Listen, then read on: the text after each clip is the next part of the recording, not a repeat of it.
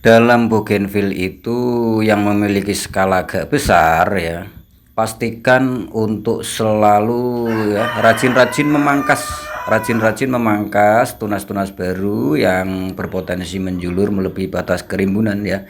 Itu untuk menjaga bentuk. Jadi bougainville seperti ini pastikan ya tanpa bunga ya, tanpa bunga. Ada juga seni daun di sana ya, jadi tanpa berbunga kita membuat bougainville ini ya, penampakannya itu tidak menjenuhkan, istilahnya itu tidak buruk lah, tidak buruk. Kita rapikan melalui pemangkasan ya, pemangkasan seperti ini. Ini sudah agak rapi, tadi juga sudah agak rapi ya di sana ya. Jadi pandangannya kita melihat seperti ini tanpa bunga juga sedikit menarik. Ini cucuk mentok di sana ya, kita buat cucuk mentok cangor bebek. Iya, kalian pangkas-pangkas yang rapi ya, rajin supaya terlihat menarik meskipun tanpa bunga. Nah ini juga semuanya kita pangkas-pangkas ya, sudah kita lakukan pangkas-pangkas. Jadi setiap hari ini seperti ini pasti ada yang menjulur, karena pemangkasan ujung-ujung ya, tunas-tunas berujung itu tidak bisa serempak ke sana ya, tidak bisa serempak. Jadi sering-sering dicek ya, pesan saya sering-sering dicek supaya tanamannya tidak mengalami kerusakan dan bentuknya ya, bentuk tentu ya sedikit bagus. Nah, ini saya kasih tahu ya buat kalian, ini sebetulnya yang di sini ini areal sini.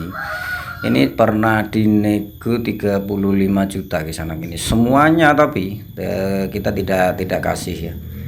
Ini semua pernah dinego 35 juta ya. Hanya beberapa ini sudah kita kasih baru lagi, tapi sudah kita kasih baru lagi. Beberapa kita kasih pohon-pohon baru lagi yang di sini. Ini semuanya prosesnya ya, melalui pemangkasan setelah memenuhi syarat. Ini mikroungu di sana. Mikroungu ini juga banyak yang mengeluh kenapa selalu menguning. Kalian harus paham dulu tentang mikroungu. Mikroungu ini adalah salah satu ID yang paling banyak memiliki akar serabut. Ya, pastikan saat pemindahan pot akar serabut itu dikurangi kisanak. Ini yang setek loh ya, setek seperti ini. Nah pastikan akar serabutnya dikurangi, karena itu banyak yang tidak berfungsi dan itu sampah menghambat makanan. Itulah penyebab sebetulnya mikroungu kebanyakan menguning. Dan pastikan media untuk mikroungu ini kisanak ya, pakai kandungan tanah yang agak tinggi. Nah, agak banyak. Nah, contoh dari 100% tanah bisa 70% itu untuk mikroungu ya. Ya ini supaya hijau-hijau seperti ini tuh. Ya, proses-proses pemangkasan semuanya selesai dilakukan pemangkasan. Dan juga kalau rimbunnya terlalu berlebihan seperti ini, lakukan penyiraman manual pakai gayung, karena air hujan sulit nembus bagian pot ini, bawah media ini, karena tersaring kerimbunan pohon yang terlalu over, apalagi jenis daun mikro seperti anggur Singapura seperti ini. Jadi nggak bisa kita menggantungkan air hujan untuk menyiram ya, harus dibantu manual, karena rimbun-rimbun seperti ini nih air hujan nggak ini kurang maksimal masuk ke media di sana ya, rata-rata seperti itu. Ini yang panjang di sana, ini panjang 1 meter lebih, sulit untuk membuat panjang. Ini kombinasi 2 warna nih ya, panjang ini sulit hidup, sulit perkembangannya, cara penyaluran makanannya lama banget karena kepanjangan stek ya. Ini golden rose itu, golden rose yang terlalu gemuk. Jadi pastikan pemangkasan yang terpenting di sana ya. Pemangkasan setelah bentuk-bentuk seperti ini kalian miliki ya. Syarat-syarat sudah terpenuhi, syaratnya apa? Pengaturan cabang semuanya ya, istilahnya seperti ini sudah finish sih. Sudah finish di sana ya.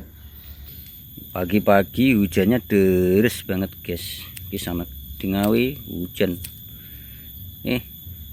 Hujan ini memang kesempatan ya buat kita pecinta bougainville ini untuk membentuk ya, menanam, membentuk, merimbunkan atau mereset ulang tanaman kalian yang dulunya semrawut ya. Itu bisa di proses lagi dalam musim hujan seperti ini.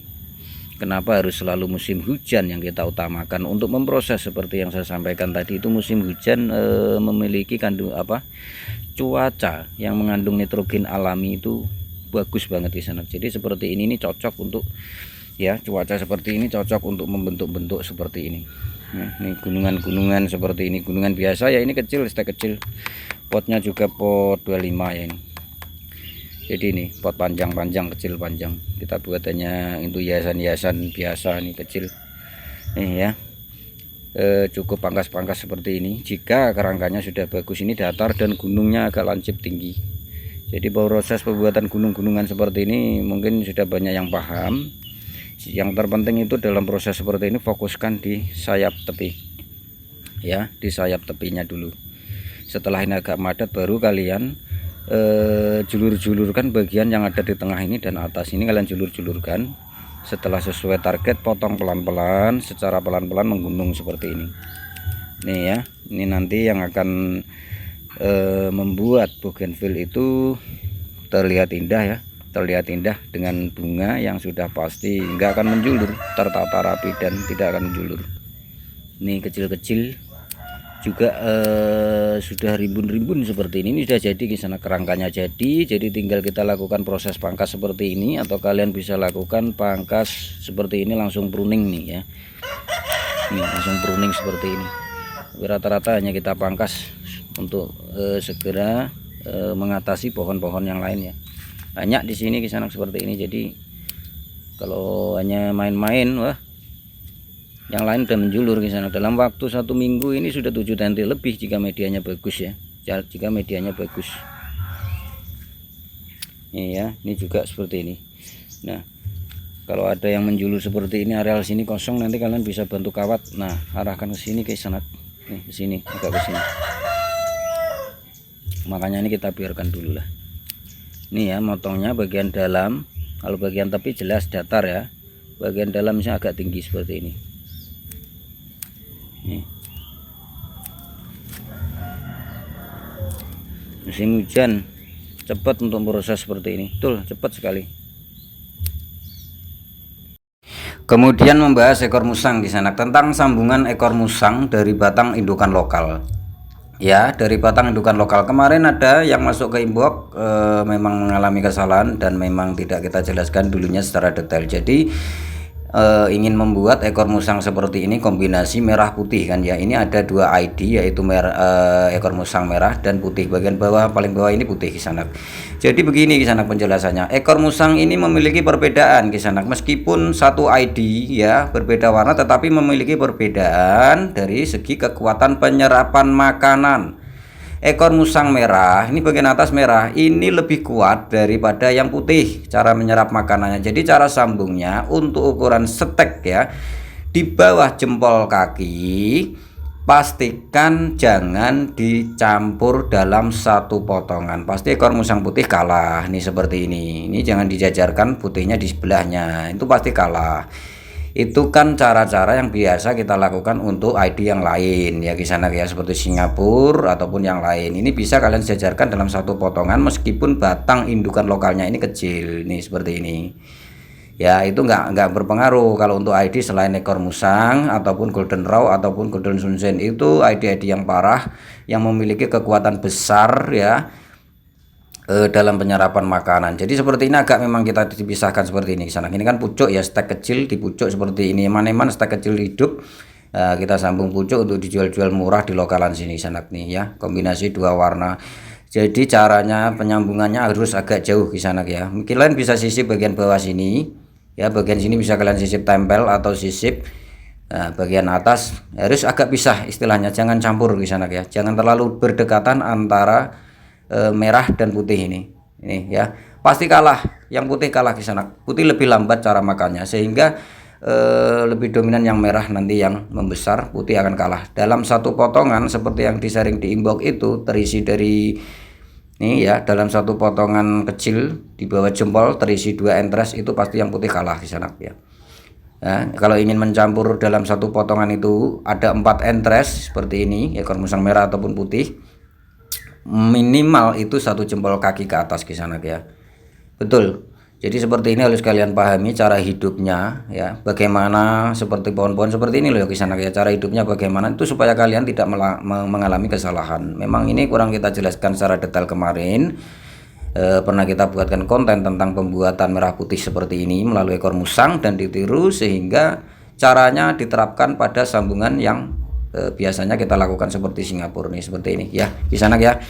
Jadi itu penjelasannya nih ya. Batang-batang yang kecil seperti ini pastikan penyambungan harus agak jauh nih ya, harus agak jauh, jangan dalam satu potongan seperti ini terisi dua dalam satu potongan indukan lokal nih. Ini pasti ada yang kalah. Yang kalah yang mana? Yang kalah yang putih, karena putih memang lambat makan, berbeda dengan ekor musang yang merah. Merah akan cepat sekali membesar karena kekuatannya memang beda, meskipun dalam satu ID ya, satu nama, tetapi kekuatan penyerapan makanannya itu berbeda. Sementara untuk jenis Golden Row dan Sunshine itu memiliki ya, dua ID ini memiliki kesamaan dari cara makan. Jika kedua ID ini ditempel sambung pucuk ataupun sambung sisip, itu sudah betul-betul nempel dan hidup, mereka itu akan cepat sekali membesarkan cabang satu, tapi kisah ya, satu cabang akan dominan besar cepat. Jadi cara perimbunan seperti Sunshine ataupun Raw ya, kalau ingin bagus, dataran gunungnya agak bagus ya, jadi tidak asal hanya rimbun ya, maksudnya rimbun yang sedikit bernilai ya, di sini mengajarkan sedikit bernilai. Itu untuk Raw ataupun Sunshine, pastikan saat muncul tunas kecil-kecil seperti ini, potong pucuk dulu kisanak nih, potong pucuk dulu, biarkan agak banyak. Dengan cara seperti ini tunas yang tumbuh itu akan dominan rata. Ini kalau kalian biarkan seperti ini ya, menjalar misalnya, itu hanya satu yang akan membesar sehingga mengalahkan yang lain. Jadi pastikan saat tumbuh tunas meskipun pendek ya, nih hanya 4 daun seperti ini, pastikan potong pucuk dulu. Ini untuk menghentikan ya pembesaran salah satu tunas. Khusus untuk Golden Sunshine dan Raw itu sama, cara hidup mereka, cara makannya sama. Ini betul-betul luar biasa juga. Jadi kalau untuk Raw ini digabungkan dengan ID yang lain, saya rasa ini paling berkuasa untuk menyerap nutrisi. Jadi pembesaran tunasnya ini luar biasa cepat sekali jika sudah nempel. Jadi pastikan cara perimbunannya, potong pucuk dulu seperti ini ya kisanak ya, potong pucuk dulu seperti ini. Ini ya, ini juga Raw, jadi kita potong pucuk dulu. Jadi tidak langsung dikawat ya kisanak ya. Yang mau meniru seperti di sini, ini tidak bisa dilakukan pengawatan seperti ID-ID yang lain, tidak bisa kisanak nih, seperti ini nggak bisa. Ini kan wajit ya, wajit lokal, kita sisip wajit, jadi nggak bisa langsung seperti ini untuk jenis Raw ataupun Sunshine, nanti rusak dan akan sulit untuk tumbuh tunas. Ini memiliki jenis cabang yang lain kalau menurut penelitian di sini loh ya, kalau di sana-sana saya kurang paham ya. Ini untuk menjadikan kerimbunannya itu ya nanti bisa tertata seperti yang pernah kita posting-posting di Facebook ataupun di shot, jadi menggunung. Jadi cara-cara yang kita lakukan di sini memang melalui pangkas-pangkas setelah nih entres tuh kan, dominan besar cepat banget ini sebulan nih, seperti ini. Ini kalau kita biarkan los ya, kita los misalnya, ini ada satu yang akan membesar, pasti yang ini nih, ini akan membesar, ini paling besar, sehingga di sini akan kalah. Ini ya, dipangkas dulu, dihentikan dulu. Nah, jangan takut, ini tidak akan membesar nantinya, enggak. Untuk Sunshine dan Raw enggak mungkin, ini akan cepat membesar. Nih, ini aja udah menutup nih, cepet banget ini. Nih ya, ini juga kita potong pucuk ya, hanya pucuknya, jangan dipruning ya kisanak ya, jangan dipruning, dipotong pucuknya saja. Biarkan secara alami ini tumbuh tunas secara alami dulu, jangan dipruning. Nah, itu ya saran kakek. Jadi seperti ini Raw, nanti akan kita sharing kelanjutannya untuk proses-proses seperti ini ya, bagaimana mereka terbentuk menjadi rimbun menggunung. Ini agak lambat prosesnya, sabar untuk jenis Raw dan Sunshine ya kisanak ya.